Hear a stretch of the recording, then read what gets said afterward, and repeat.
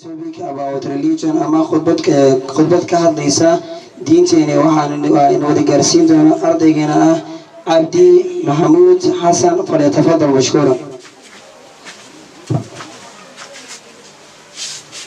Alhamdulillah, all praise be to Allah. We praise Him and seek His help and forgiveness.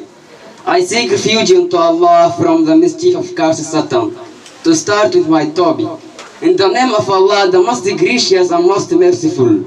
All praise be to Allah who has put up the sky without trains, the winds who has angels serves on His command, the narration and the creator, the most beneficent.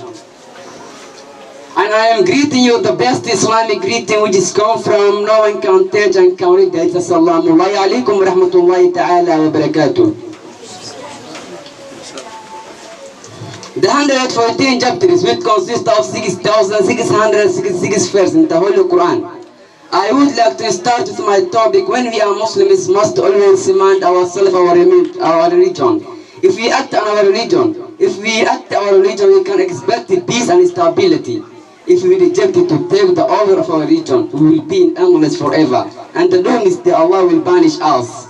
Indeed, it gives me great pleasure to appear ahead of you, and I have stood to say something about our religion, so I wanted to criticize harshly.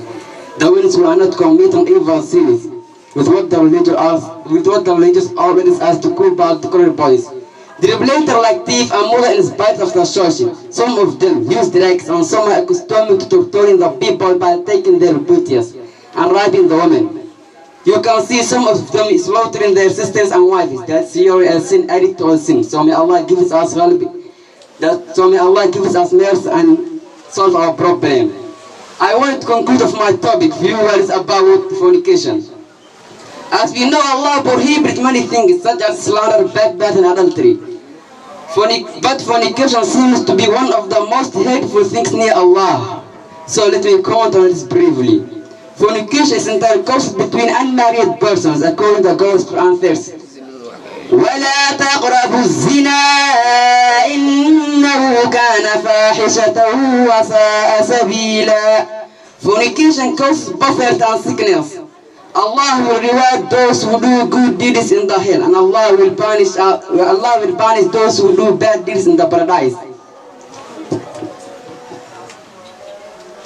I don't want to prolong my lecture, so I wish you the best. Don't forget to subscribe and click the bell icon.